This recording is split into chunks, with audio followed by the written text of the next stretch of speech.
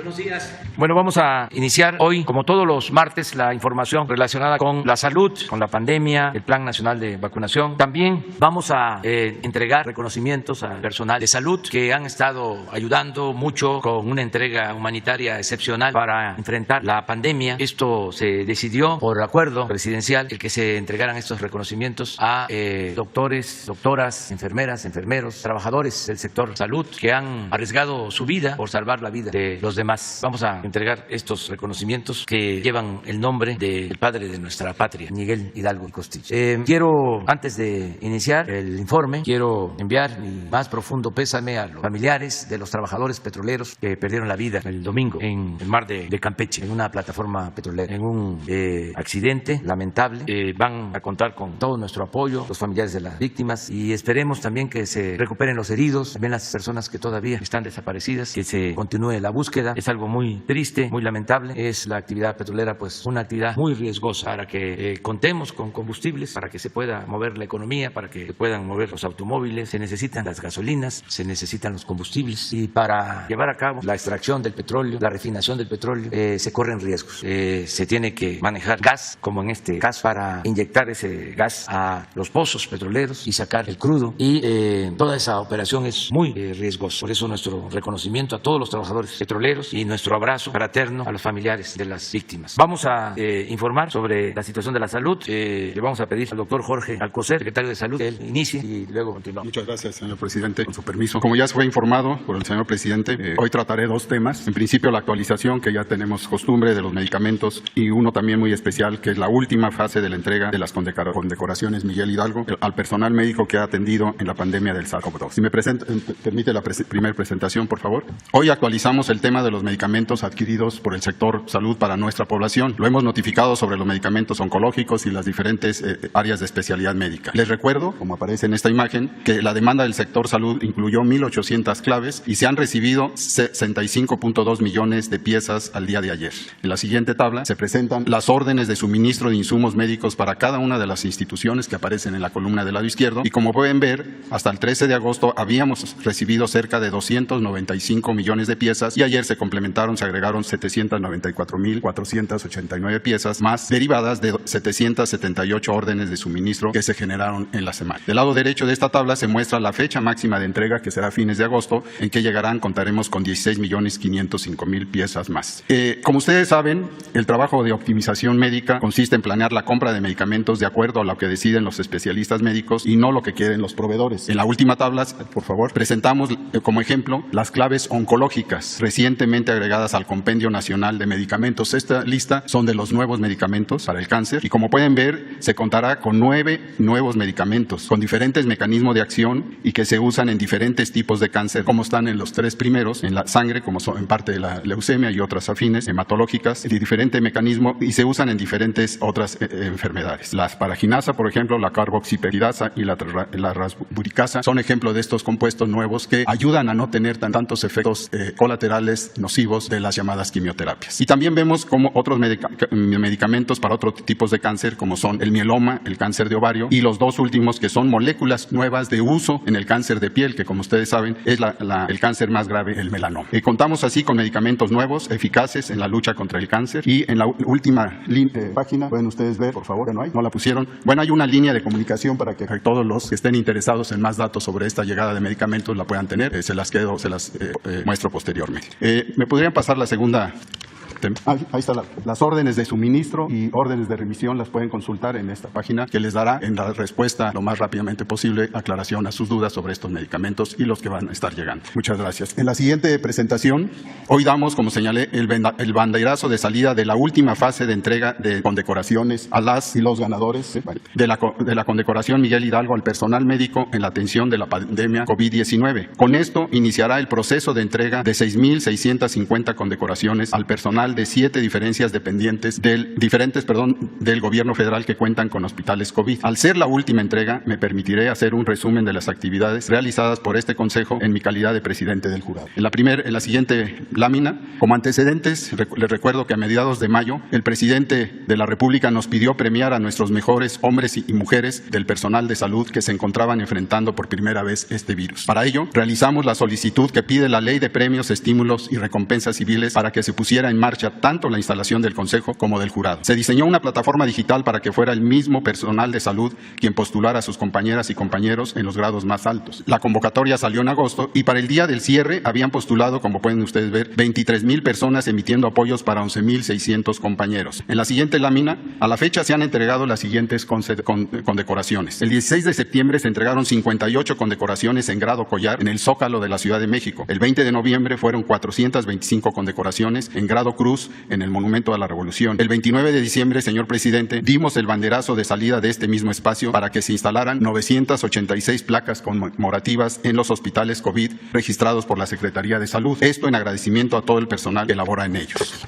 Durante este 2021, en la conmemoración de los 200 años del Plan de Iguala, el 24 de febrero, fueron 75 condecoraciones en grado cruz y 500 condecoraciones en grado banda las que se entregaron. Y el día de hoy, como ya señalé, damos el banderazo de salida para la entrega de 6,650 condecoraciones en grado banda, cumpliendo así lo solicitado por usted por medio del Consejo de la Condecoración Miguel Hidalgo. Con este anuncio, señor presidente, se cumple la convocatoria expedida el año pasado y se entregan en total 7,708 condecoraciones individuales, 986 reconocimientos grupales, haciendo un total de 8,694 reconocimientos Miguel Hidalgo. En la siguiente lámina, por favor, sobre el grado banda. ¿Qué es esto? Está estipulado en la Ley de Premios, Estímulos y Recompensas Civiles y se entrega por méritos distinguidos o por conducta cuya ejemplaridad convenga hacerla del conocimiento público. Así está escrito. El diseño, como pueden ver, es una banda transversal en colores verde y dorado, acompañado por una presea y una roseta que se aprecia en la foto. La siguiente imagen está la distribución de estos 6,650 ganadores que ustedes pueden ver en pantalla, que corresponde al porcentaje de camas COVID con los que contaba cada institución al realizarse la convocatoria en agosto de 2020. En este grado, son las mujeres las que recibirán mayor número de preseas, con casi un 60%, no sé por qué. Otro dato interesante es que la recibirán 15 personas naturalizadas mexicanas y se entregarán 18 condecoraciones póstumas. En el mapa que sigue, una de las solicitudes del Consejo es que hubiera perspectiva territorial, es decir, que hubiera ganadores de todos los estados, los que contaron con mayor número de postulaciones por parte de sus instituciones para esta entrega, y fueron, como puede apreciarse, la Ciudad de México, el Estado de México, el Estado de Hidalgo, Veracruz y Puebla.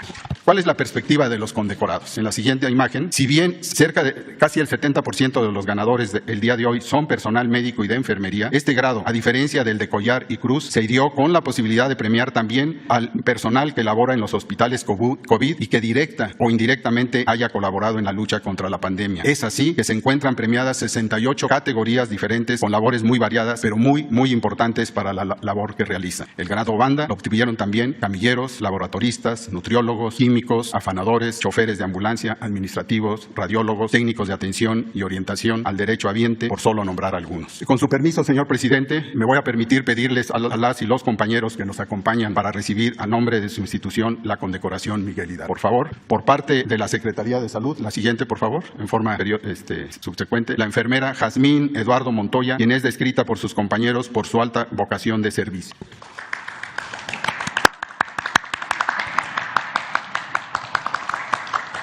Por parte de la Secretaría de Defensa Nacional, el soldado de Sanidad camillero Eliseo Hernández Jiménez, quien ha colaborado para alimentar a los pacientes que no pueden hacerlo por ellos mismos y es descrito como el que siempre se encuentra dispuesto y atento para trasladar a los pacientes dados de alta a sus hogares, si así se requiere. Por parte de la Secretaría de Marina, el tercer maestre y técnico inhaloterapista Jorge Aarón Cortés Vázquez, a quien describen sus superiores como con alto compromiso, espíritu de cuerpo y de sacrificio, actitud de servicio, humanismo, patriotismo y valor. Por parte del Instituto Mexicano del Seguro Social, la médica Erandi Montes de Oca García, quien es descrita por una trayectoria intachable, capacitó al personal becario, efectuó gestiones de donativos de equipo y propuso también mejoras en los procesos de atención y evaluación de pacientes. Por parte del Instituto de Seguridad y Servicios Sociales de los Trabajadores del Estado, el médico Alejandro Sandoval Castro, quien decidió tener la iniciativa de aprender de los médicos especialistas las técnicas de atención COVID y comenzó a aplicarlas en sus pacientes, ayudando así a salvar vidas. La trabajadora, por parte del Instituto de Salud para el Bienestar, la trabajadora social Carla Jacqueline Gutiérrez Estrada, de quien se dice que, sin importar poner en riesgo su vida, siempre estuvo dispuesta a atender a los usuarios con dedicación y empatía, conduciéndose con un alto grado de compromiso, responsabilidad y humanismo. Por parte de Petróleos Mexicanos, el químico Luis Octavio González Espinosa, quien con el más alto grado de compromiso traslada y recibe muestras de pacientes COVID, ha realizado miles de pruebas ininterrumpidamente desde el inicio de la pandemia.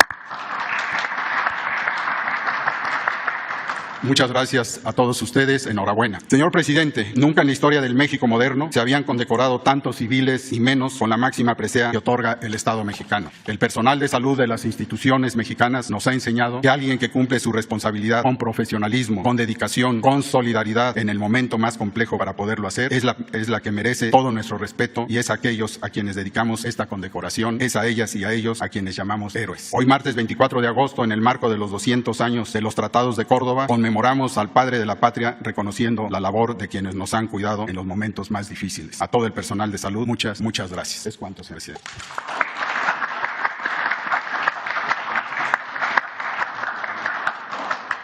Secretarios, director, buenos días. Compañeras y compañeros condecorados, muchas felicidades, muchas gracias, admiración y respeto de todos nosotros. Muy buenos días, tengan todas y todos ustedes. Vamos a compartir información de la actualización semanal del curso de la epidemia. Nos vamos a concentrar en dos mensajes. Uno, el curso que tiene la epidemia y dos, el progreso que tiene la vacunación contra COVID. La semana pasada mencioné aquí que llevábamos 2 semanas consecutivas en las que a la apertura de la semana epidemiológica empieza los domingos, teníamos menor cantidad de casos registrados con respecto a la semana previa. Hoy comento que tenemos 3 semanas consecutivas y que la reducción de casos registrados, casos estimados, con respecto a la semana previa es aún mayor.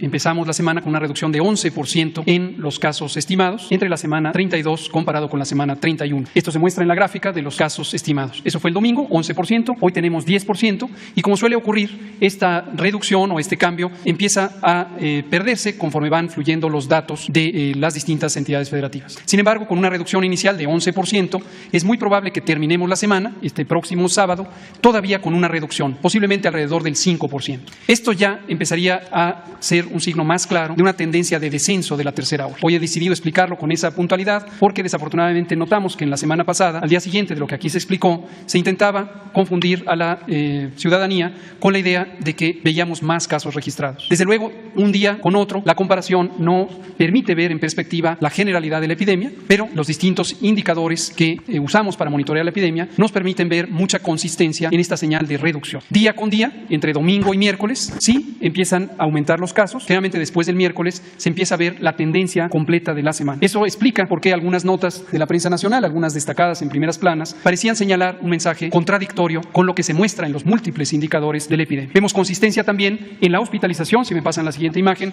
donde vemos cambios en la ocupación hospitalaria. También se empieza a reducir la ocupación hospitalaria en varias entidades federativas. Destaco la Ciudad de México, en donde ya tenemos también más de 8 días con reducción de la ocupación hospitalaria. Lo mismo la zona conurbada del Estado de México, en el Valle de México, empieza a mostrar reducción de la ocupación hospitalaria. Otros indicadores relacionados con la positividad, es decir, la probabilidad de que una persona con síntomas de COVID resulte positiva a COVID cuando se le hace la prueba, también empiezan a reducirse. Y la mortalidad también empieza a mostrar signos de reducción. 17 entidades federativas tienen una clara tendencia de reducción de la epidemia a partir de esta semana. Algunas acumulan ya 5 semanas o 6 semanas de reducción. Es el caso de Sinaloa, que llegó a tener una actividad epidémica muy alta y ya continuamente está reduciendo. 17 entidades federativas. Entonces, esta es la idea completa. Por si en la semana aparecieran nuevamente primeras planas que dicen y vemos que hay más casos que ayer, pues esa es una sobresimplificación, es una apreciación muy limitada de lo que ocurre. Pero consideramos que es muy importante que el pueblo tenga información completa de los múltiples indicadores y señales que todos los días monitoreamos de la epidemia. epidemia. Respecto a la vacunación, seguimos avanzando, seguimos recibiendo vacunas y conforme las recibimos, las ponemos. Ayer aplicamos, como suele ocurrir al inicio de la semana, empezamos con la aplicación de las vacunas y estas van incrementando. Generalmente los miércoles es donde tenemos la mayor cantidad de aplicación de vacunas de la semana. Arrancamos con 388,000 y se irán incrementando. En la forma acumulativa, en la siguiente imagen, vemos que 81.2 millones de dosis de vacunas ya han sido aplicadas y esto corresponde a una cantidad de 56.6 millones de dosis de personas que han sido vacunadas. 55% con el esquema ya completo, 45% con el esquema inicial. Estamos teniendo un avance muy rápido en las edades de 18 a 30 años o 18 a 29 años. Recordamos, por cierto, que cualquier persona que no fue vacunada por la razón que haya sido, no se decidió, no estaba disponible, viajó cuando le tocó vacunar en su localidad, sigue siendo bienvenidas todas las personas a vacunarse. Si usted tiene cualquier edad adulta, es decir, 18 años en adelante, y por alguna razón no se vacunó cuando le tocó, puede acercarse al puesto de vacunación y será recibida para ser vacunada. 63% de la población adulta ya ha sido vacunada y hemos recibido 93.9 millones de dosis, casi 94 millones de dosis de vacunas. Mostramos finalmente el calendario semanal. Hoy tenemos una buena noticia que recibimos hoy, martes 24 de agosto, recibiremos 1.750.000 dosis, la primera parte de la donación que hizo el gobierno de Estados Unidos de la vacuna Moderna, que como dimos a conocer en la semana reciente, recibió autorización de uso de emergencia por parte de COFEPRIS, y también tenemos el primero de 2 embarques de Pfizer para un total de 3.4 millones de dosis a lo largo de la semana. Seguiremos avanzando y seguiremos buscando inmunizar a toda la población adulta de México, mientras que vemos que la epidemia empieza a tener signos de reducción en esta tercera ola. Ahora recordamos, en la medida en que exista epidemia en cualquier parte del mundo, hay que mantener las medidas de precaución generales y sobre todo no perder la oportunidad de vacunarse, que es la medida de protección específica más efectiva para reducir la mortalidad y el riesgo de enfermedad grave. Esto es todo. Gracias. Buen día, señor presidente. Señoras y señores, felicitaciones a todos los que hoy han sido condecorados. Brevemente, como ya se mencionó, ustedes recordarán que hubo conversación del presidente López Obrador con la vicepresidenta Harris. Se acordó que Estados Unidos donaría a México vacunas, así como también México lo está haciendo con otros países. Entonces vamos a recibir en más o menos 8:40 de la mañana, vamos a recibir este número que son 1.750.000 dosis de Moderna. La segunda dosis va a llegar en un mes. Y también 4.600.000 dosis de la vacuna AstraZeneca. Aquí están los números, 3,5 millones será el total de Moderna, 4.600.000 de AstraZeneca. Siguiente, por favor. Estas son las vacunas que estamos utilizando en México. Aprobadas hay 9, aplicándose hay 7, con la adición de Moderna. Pfizer, Astra, CanSino, Sputnik, Sinovac, Johnson & Johnson y ahora Moderna.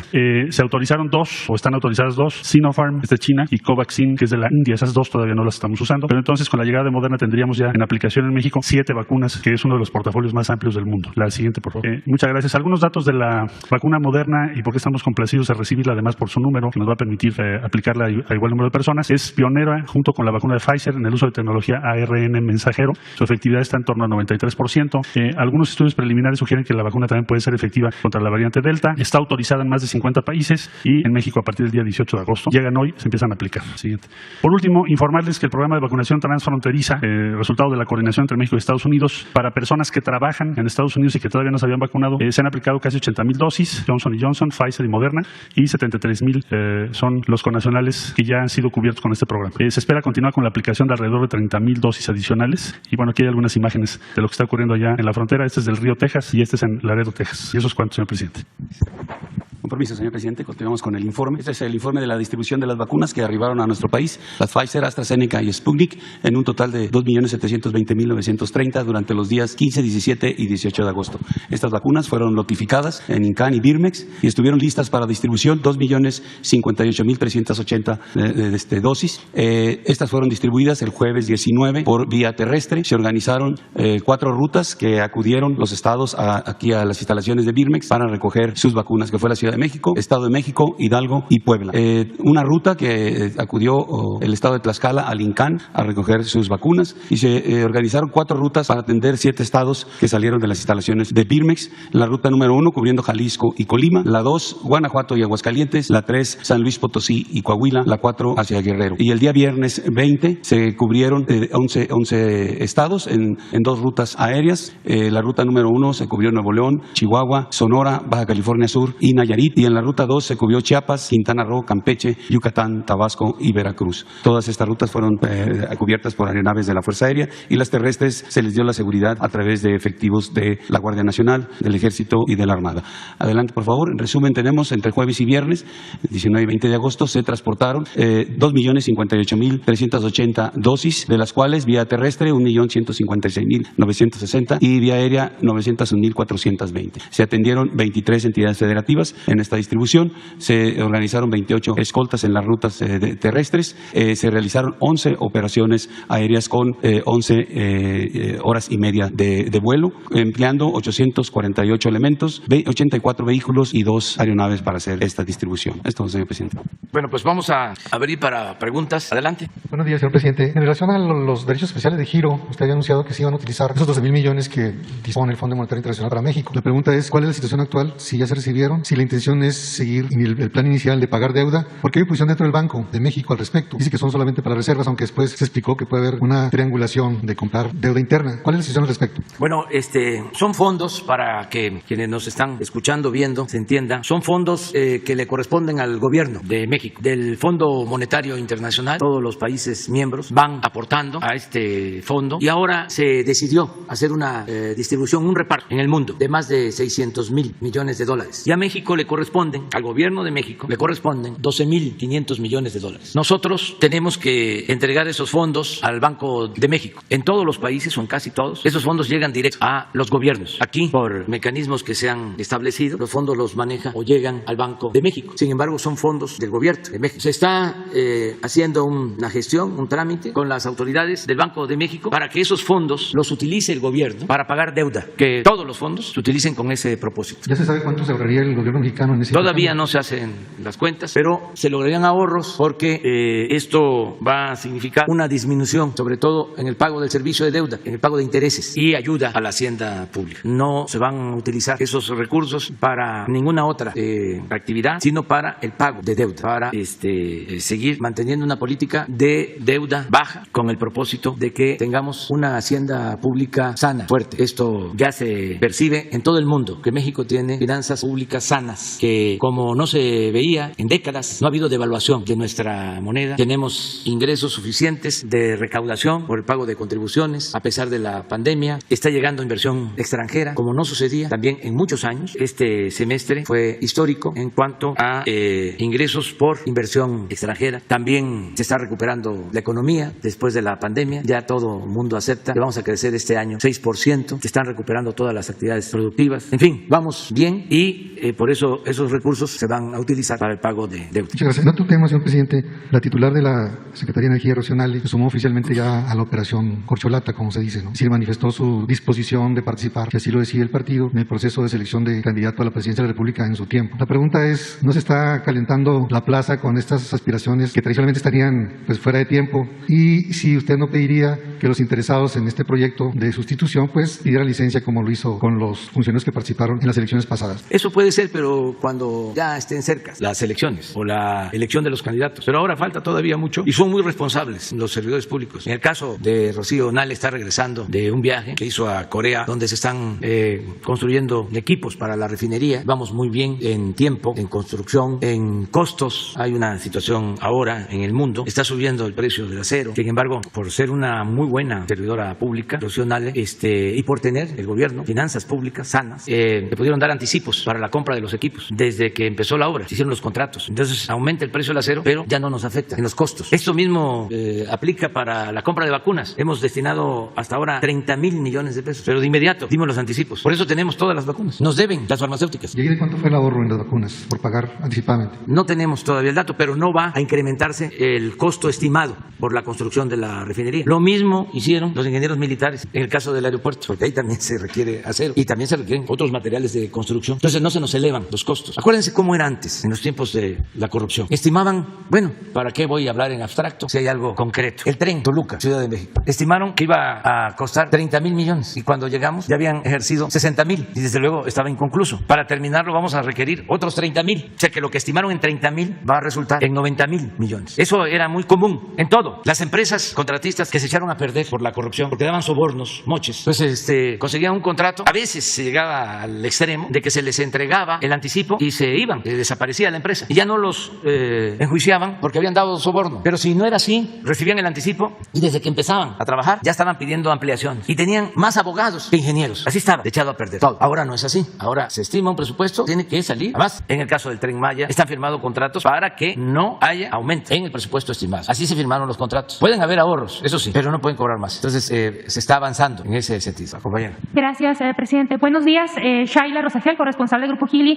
El Imparcial de Sonora, La Crónica de Mexicali, Frontera de Tijuana. Buenos días a todos.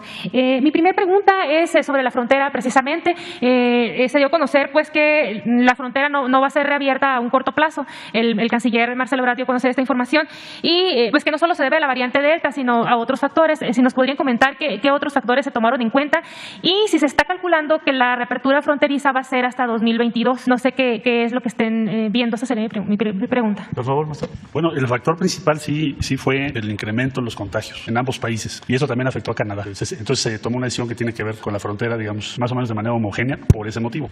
No esperaríamos, de acuerdo a las previsiones que hay, que la actual circunstancia se prolongue hasta el año 2022. Esperamos que sea antes, que se pueda pues efectivamente reanudar, si no todas las actividades, pues la mayor parte de las actividades que hoy están afectando a las personas en la región fronteriza. Así lo hemos planteado y lo haremos el conocimiento público en cuanto tengamos ya la evidencia que estamos en otra circunstancia sanitaria. Esa es la razón principal. Gracias. Mi siguiente pregunta, presidente, en el último informe de seguridad, Cajeme otra vez resultó pues ser el municipio entre los 50 municipios prioritarios que tiene se elevó más el contagio en julio respecto a julio del año pasado. O sea, en julio del año pasado eran 23 homicidios dolosos y este julio fueron 60. Entonces, preguntarle, aunque ya la secretaria Rosa Isela explicó que se han estado reforzando estos 50 municipios con más presencia del Ejército, de la Guardia Nacional, y en Sonora ya empezó a llegar estos refuerzos, preguntarle qué otros apoyos se van a entregar al Estado para combatir la inseguridad y también qué es lo que le ha comentado la mesa de seguridad en las reuniones que tienen sobre lo que está pasando en particular en Cajeme. O sea, ¿por qué este incremento en el homicidio doloso? ¿Por qué pues resalta entre los demás municipios, ¿no? Como lo vimos en el último informe. Sí, en efecto, hay mucha violencia en Cajeme, más que en otros lugares. Hay incremento de la violencia en Sonora con relación a Sinaloa, con relación a Baja California Sur, con relación a Nayarit, a Durango. Son 2 estados que tenemos con incrementos en la delincuencia en esa región del país, noreste, Sonora y Baja California. Y estamos trabajando ahí. En el caso de Cajeme se tiene un cuartel de la Guardia Nacional, se están reforzando acciones. La violencia ahí tiene que ver con el crimen organizado, con el enfrentamiento de bandas del crimen organizado. Y se está haciendo labor preventiva y también trabajo de inteligencia para garantizar la paz en Sonora y en Cajeme en especial. Aprovecho para informar que se le va a dar un trato también especial a los pueblos yaquis, que ahí han habido problemas últimamente. Y ya las autoridades, los gobernadores yaquis aceptaron de que participe la Secretaría de la Defensa, la Secretaría de Marina, la Guardia Nacional. Y esto va a ayudar mucho para garantizar la paz. Estamos trabajando en eso. Muy bien, presidente. Ya mi última pregunta. La semana pasada pues fue un día triste para Sonora, pues falleció una niña de 9 años de nombre Jimena de COVID-19. Esta pequeñita nació con parálisis cerebral y bueno, comentaban que la niña nada más no podía caminar, pero era normal en todo lo demás. La niña desde que empezó a presentar los síntomas en 4 días falleció. Entonces la mamá comenta que a pesar de que pues la niña tenía un poco las defensas bajas, no tomaron las precauciones adecuadas porque hubo contagios ahí entre los familiares, incluso los papás, y pues ella pensaba que a los niños no les pegaba fuerte el COVID y pues no tomó las precauciones, es lo que ella comenta en entrevistas. Entonces preguntar con este regreso a clases si hay un protocolo especial para estos niños que tengan alguna enfermedad o que estén inmunodeprimidos al volver a las clases y qué recomendaciones se están dando ya en general a los papás para este tipo de niños que tengan alguna enfermedad, algo respecto a ahorita como está la pandemia. A ver si, doctor. Con mucho gusto, Shaila, gracias por preguntar esto. Se relaciona con lo que comentábamos la semana inmediata anterior y la anterior y la anterior. Lo hemos comentado muchas veces, pero es de gran ayuda que usted posicione esta pregunta para volver a comentarlo. La situación con menores de edad respecto a COVID, ni en México ni en el mundo ha mostrado que sea una población de especial riesgo, ni en México ni en el mundo. Aquí hemos mostrado datos de la Vigilancia Epidemiológica de México y se ve claramente que por debajo de los 18 años de edad existe un riesgo mucho menor de tener enfermedad COVID, sobre todo la enfermedad grave, y un riesgo casi nulo de morir por COVID. No hay duda alguna que cada caso en particular, cada persona que enferma, se hospitaliza o pierde la vida, adulto o niño, nos duele, es muy lamentable que ocurra. Como ocurre cualquier otra enfermedad, como ocurre el cáncer, como ocurren las enfermedades cardiovasculares, las malformaciones congénitas, cualquier situación en lo individual es lamentable. Pero cuando uno analiza la situación epidemiológica, la situación de la población, para tomar decisiones que atañen a toda la población, desde luego es sumamente importante identificar la probabilidad o el riesgo de que pudiera haber un desenlace grave. Y ya hemos identificado que el riesgo es muy bajo. Hace unas pocas semanas, en respuesta a una pregunta, dijimos el dato, 0.004% es la probabilidad de que una persona menor de edad termine en una hospitalización por COVID y aún más bajo de que pierda la vida por COVID. Para los casos individuales, existen por supuesto muchas otras condiciones de salud que pueden hacer que una persona tenga mayor riesgo a complicaciones ante una infección. Existen enfermedades que se llaman enfermedades inmunosupresoras, algunas son congénitas, algunas son por nacimiento, algunas son adquiridas por situaciones de salud diversas que pueden hacer que una persona tenga mayor susceptibilidad a las infecciones, a complicarse, ya sea una persona adulta o una persona menor de edad. El caso concreto que usted relata, efectivamente, muy tristemente, esta pequeñita tenía alteraciones desde el nacimiento, parálisis cerebral infantil, y había tenido una larga proceso de enfermedad, su vida no era con todo el potencial que puede tener cualquier otro niño por estas afecciones. Y esto condicionó un mayor riesgo de que el desenlace desafortunado ocurriera. Entonces, en general, lo que recomendamos es para niños y para adultos, independientemente del sitio al que van a concurrir, cuando se trata de estos casos en particular que padecen enfermedades inmunosupresoras, por cáncer, por uso de esteroides, porque están en quimioterapia, porque tienen una enfermedad congénita, seguir las precauciones que le recomienda el médico, la médica tratante a todas las personas que padecen inmunosupresión. Esto va más allá de COVID, ocurriría en cualquier otra situación, ocurriría en la temporada de influenza, ocurriría con respecto a cualquier otra infección que en las personas con inmunosupresión pueden ser graves. Pero el conjunto de la población escolar no tiene estas condiciones de salud. Entonces, eso no debería condicionar el mantener las escuelas cerradas porque afectaría a todos los demás. ¿Hay algún protocolo o se les recomienda que los manden a la escuela? La recomendación es esa, que de acuerdo a las recomendaciones específicas de la persona médica que le está tratando, le dé las indicaciones sobre acudir o no acudir. Pongamos un ejemplo, una persona, una menor de edad, que tuviera cáncer y estuviera en un proceso de quimioterapia, indudablemente el médico tratante, durante el proceso que la quimioterapia le va a condicionar inmunosupresión, estoy muy seguro que le recomendaría que se abstenga de acudir a sitios concurridos, incluyendo la escuela. Pero potencialmente una vez que se recupere, cuando pase los efectos de inmunosupresión de la quimioterapia, si mantiene una buena condición de salud y ya no tiene la inmunosupresión, es probable que el médico tratante le diga ya puedes acudir, ¿no? Y seguramente le va a recomendar ser muy estricto en el uso del cubrebocas, en el lavado de manos, que no consuma alimentos que no se pueda garantizar que están higiénicamente preparados, que se abstenga de estar cercano a personas que tengan síntomas de enfermedad infecciosa, etcétera, ¿no? Pero hay que dejar muy en claro, son situaciones afortunadamente poco frecuentes, desafortunadas para cada una de las personas que lo padece, entonces no se puede, sobre los casos específicos, intentar aplicar una regla general para todo el conjunto de la población escolar. Gracias. Un compañero, a ver, luego una compañera. Muchas gracias, presidente. Buenos días. Felicidades a quienes fueron condecorados hoy. Presidente, si bien hay una reducción en la pandemia, quiero preguntarle al subsecretario López-Gatell que, bueno, se avecina ya la temporada invernal. Luego, entonces, hay este pronóstico, este reporte o esta eventualidad de una cuarta ola en enero. No sé, si nos pueda decir un poco a la población, independientemente de reforzar el protocolo de sanidad, ¿hay ese riesgo de que venga una cuarta ola? Pues va a responder el doctor López-Gatell, pero yo quiero utilizar un minuto para decir que por eso le estamos dando toda la atención al Plan Nacional de Vacunación para cumplir con la meta que tenemos, que en octubre todos los mayores de 18 años estén vacunados, cuando menos con una dosis. Dos razones. Una, de que es lo mejor para prevenir, para no hospitalizarnos y para que no haya fallecimientos. No tenemos otra opción mejor que vacunarnos. Y dos, que en efecto viene el invierno y en esa temporada siempre hay más enfermedades respiratorias. Entonces vamos a avanzar para que en octubre estemos todos vacunados, cuando menos con una dosis. Pero el doctor puede ampliar. Con gusto, presidente. Efectivamente, las infecciones respiratorias fuera de COVID,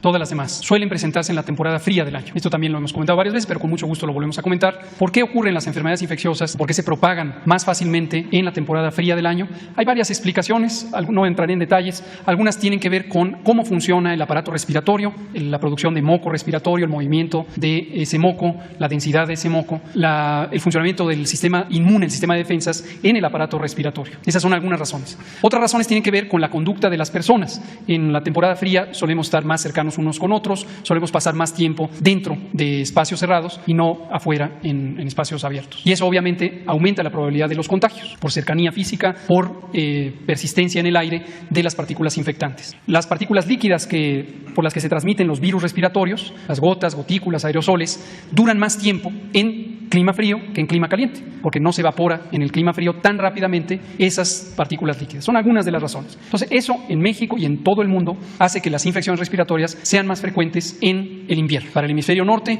de octubre a marzo; para el hemisferio sur, de abril a septiembre. Hay enfermedades respiratorias que son tan importantes en su frecuencia como la influenza, que la tercera parte de las poblaciones de cada uno de los países y por lo tanto de todo el mundo se infectan. No necesariamente todo el mundo enferma y mucho menos todo el mundo tiene una enfermedad grave. Pero es de tal importancia que se prefiere tener actividades de prevención específicas. Y como acaba de señalar el presidente, una de las intervenciones específicas de prevención más importantes de la salud pública son las vacunas. Las vacunas suelen ser productos farmacéuticos muy seguros, tienen estándares de calidad muy altos y se busca que tengan altas eficacias. En el caso de influenza, desde hace varios años, desde 1997 en México, se utiliza la vacuna contra la influenza.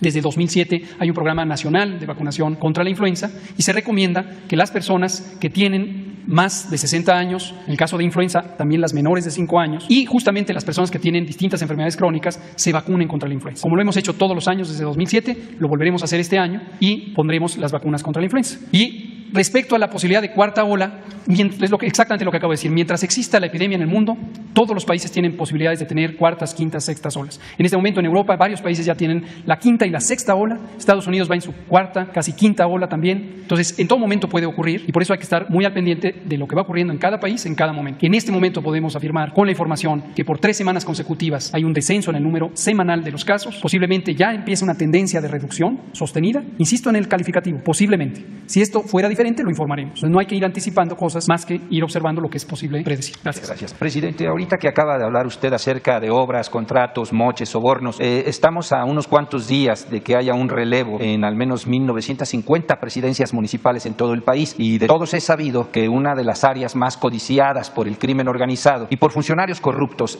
son las direcciones de obras, porque ahí es donde fluye millones de pesos, ¿no? Le hablo de un caso muy concreto. Hay una funcionaria en Acapulco que en su momento, en una gestión del PRD, está sancionada, inhabilitada por haber desviado 100 millones de pesos, y de hecho hay una investigación abierta en su contra por el delito de peculado. Es María de la Luz Meraza Radilla. Es una política, una funcionaria que insiste y parece ser que está filtrándose ya para la nueva administración ahí con Abelina López. ¿Qué hacer con este tipo de personajes que todavía insisten en que se puede corromper, en que se puede hacer de un cargo público como es una dirección de obras, presidente? ¿Cómo blindar para evitar este tipo de cochupos o de sobornos de perfiles de esta naturaleza? Pues que no se permita la corrupción, que se erradique, que se destierre la corrupción y que te vaya asimilando de que lo mejor es la honestidad, que es la mayor riqueza de nuestro pueblo, la honestidad, y también es lo que debemos de estimar más importante en nuestra vida, en lo personal y en lo público. Para los jóvenes, que tengan como propósito, como objetivo, el actuar con honestidad y que desprecien, rechacen la corrupción, que no sigan los malos ejemplos, que no estén pensando que lo más importante en la vida es el dinero. No, lo más importante en la vida es la honestidad, no el dinero, y que ya cambiaron las cosas en el país y se ve mal al corrupto y hacen hasta el ridículo los corruptos, porque antes tenían protección, había la impunidad, que no es más que protección. Entonces ya no hay protección, ya no hay impunidad de parte del gobierno o de las autoridades del más alto nivel, pero tampoco no ha habido protección ni impunidad del pueblo, de la sociedad. Habían estado insistiendo en que se aceptara al corrupto y se le festinara, se le celebrara, se le pusiera de ejemplo. Pues eso ya se terminó. Entonces, para los jóvenes, no a la corrupción. Padecen mucho, no a la delincuencia organizada y no a la delincuencia de cuello blanco, que les hace muy fácil hacer supuestos negocios, business, ¿no? Agarrar dinero para ir escalando, para ir avanzando, para hacerse famosos, y luego se descubre y se sienten muy mal. Ahora con este asunto del señor joven todavía, Anaya, ¿no? Víctima, acusándome a mí, está como para decirle: ¿yo por qué? ¿Yo no te mandé a que hicieras esas cosas? ¿No te diste cuenta? ¿Pensabas de que no iba a suceder nada? Es interesante que se sepa que el asunto de Ricardo Anaya tiene que ver con una denuncia que presentó el que era director de Pemex, Lozoya.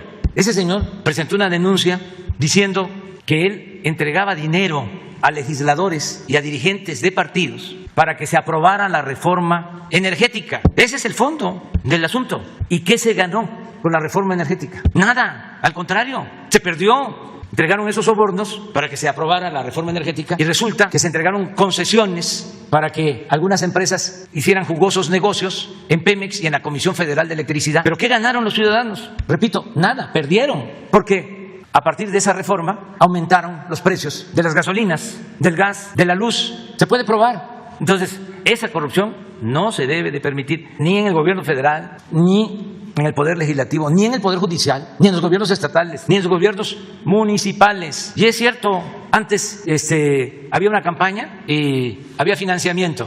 Si se trataba de ayuntamientos, de presidencias municipales, la delincuencia financiaba. Y pedían la Secretaría de Seguridad Pública. Luego le subieron a la Secretaría de Obras y luego ya de plano al presidente municipal, a su servicio. Pero eso es en cuanto a la delincuencia organizada, pero en cuanto a la delincuencia de cuello blanco, lo mismo. Esto que estamos hablando de Lozoya fue dinero para las campañas también. Entonces, en todos los casos hay que recomendar de que no se permita la corrupción. Nosotros no vamos a tolerar la corrupción, sea quien sea. Ya no hay amiguismo, agregaría compañerismo, nepotismo, influyentismo, ninguna de esas lacras de la política. Entonces, no hay persecución para nadie.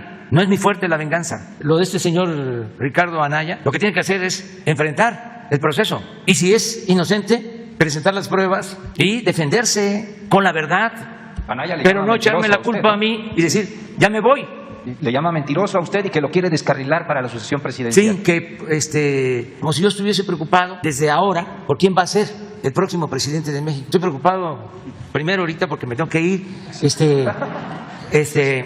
porque hoy vamos a Córdoba, son 200 años de los tratados de Córdoba. Nos vamos a encontrar con el presidente de Ecuador en esta ceremonia y por la tarde-noche vamos a tener una reunión en Jalapa para el plan de apoyo a los damnificados por el huracán en Veracruz, en Puebla, en Hidalgo, y mañana vamos a sobrevolar la zona. Entonces mañana la reunión de seguridad y la mañanera va a ser en Jalapa, en Veracruz, y ya me tengo que ir porque ya no hay avión Nada más rápido, usted no es un cobarde porque así le dijo Ricardo Anaya. ¿Cómo? También mentiroso y cobarde le dijo a usted.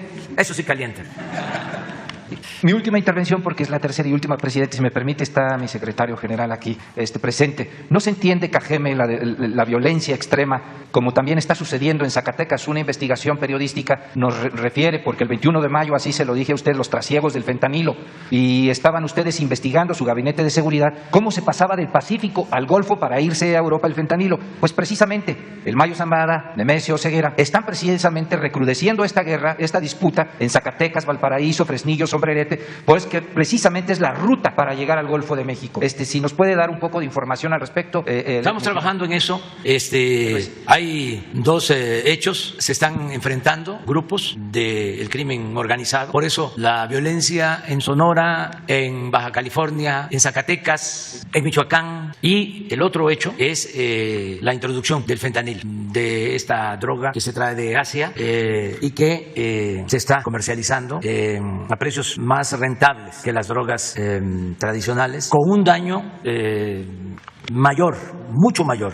Para que se sepa, puede causar la pérdida de la vida de un joven en apenas 6 meses. Es lo peor que puede haber, el fentanil, lo peor. Y tenemos todo un plan para eso, que inició desde que tomamos la decisión que algunos no entendieron en su momento, porque a veces no quieren aceptar lo que hacemos y todo lo cuestionan, porque se terminaron sus privilegios, sobre todo los medios de información y también de los que no pagaban impuestos y de todos los que se sientan afectados con la transformación. Pero desde hace cerca de un año tomamos la decisión de entregar los puertos a la Secretaría de Marina para controlar la entrada de droga, de contrabando, pero sobre todo de fentanilo. Por eso los puertos están a cargo de la Secretaría de Marina, las aduanas también en las costas a cargo de la Secretaría de Marina y las aduanas terrestres a cargo de la Secretaría de la Defensa.